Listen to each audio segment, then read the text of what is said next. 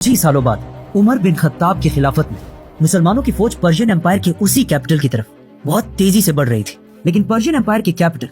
Madain को फतह करना कोई आसान काम नहीं था, क्योंकि कादसिया के मैदान से जितनी फौज भाग कर आई थी वो इसी किले में मौजूद थी। और इस पूरी पर्शियन एम्पायर का यंग बादशाह यज़दिगर्द भी इसी शहर में अपने व्हाइट पैलेस के अंदर बैठा हुआ था। और सबसे बड़ा मसला ये था कि इस सिटी मदाइन के सामने द फेमस टाइग्रस रिवर बह रही थी और पर्शियन फौज ने मुसलमानों के पहुंचने से पहले इस दरिया के ऊपर बने हुए ब्रिज को जला दिया था और सारी कश्तियों को अपने साथ दरिया के उस पार ले गए थे। तो जब मुसलमान यहाँ पहुंचे उनके पास और कोई चॉइस नहीं थी, तो वो यहीं पर काफी अरसे तक बैठे रहे और किसी तरह इस कैपिटल तक पहुंचने की प्लानिंग करने लगे। नाउ पर्शियन बादशाह ये सब इसलिए कर रहा था ताकि वो इस सिटी के सारे खजानों को जमा करके यहाँ से भाग जाए और मुसलमानों के हाथ यहाँ कुछ भी ना है। जाने से पहले यज़दिगर्द ने मुसलमानों के जनरल साद बिन अबी वक्कास की तरफ ये ऑफर भेजी कि अब तुम लोग और बस करो, अब तक जितने इलाके तुम लोग फतह कर चुके हो वो सब तुम्हारे हुए और अब बस हमें और आराम से रहने दो। साद बिन अबी वक्कास ने यज़दिगर्द की ये ऑफर मदीना में अपने खलीफा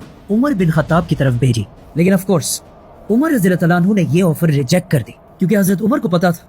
कि अब ये लोग सिर्फ हमारा टाइम वेस्ट कर रहे हैं और जैसे ही इनको मौका मिलेगा ये दोबारा मुसलमानों पर हमला करके ये सारे इलाके छीन लेंगे। अब इस सब के दौरान मुसलमानों का काफी टाइम वेस्ट हो चुका था और यज़दिगर्द ने इस टाइम को यूज करके मदाइन के ऑलमोस्ट सारे खजाने जमा कर लिए थे और सिर्फ 3 दिन बाद यज़दिगर्द इन सारे खजानों को साथ लेकर इस सिटी से भागने वाला था। लेकिन उसके भागने से पहले ही मुसलमानों के जनरल साद बिन अबी वक्कास को इस सब का पता चल गया, तो उन्होंने जल्दी से मुसलमानों की सारी फौज को अपने सामने जमा होने का हुक्म दिया और फिर इन सब के सामने खड़े होकर कहा कि अब हम और टाइम वेस्ट नहीं कर सकते, हमें मदाइन पर इसी वक्त हमला करना होगा। तो अब तुम सब में से कौन है जो सबसे पहले आगे बढ़कर इस टाइग्रस रिवर को क्रॉस करे? लेकिन कश्तियों के बगैर सिर्फ घोड़ों पर यह रिवर क्रॉस करना बहुत ही मुश्किल काम था, क्योंकि टाइग्रस रिवर दुनिया के बड़े रिवर्स में से एक थी और इसकी डेप्थ भी बाकी नॉर्मल रिवर्स से बहुत ज्यादा थी। लेकिन इस सब के बाद भी मुसलमानों की फौज पीछे हटने के लिए तैयार नहीं थी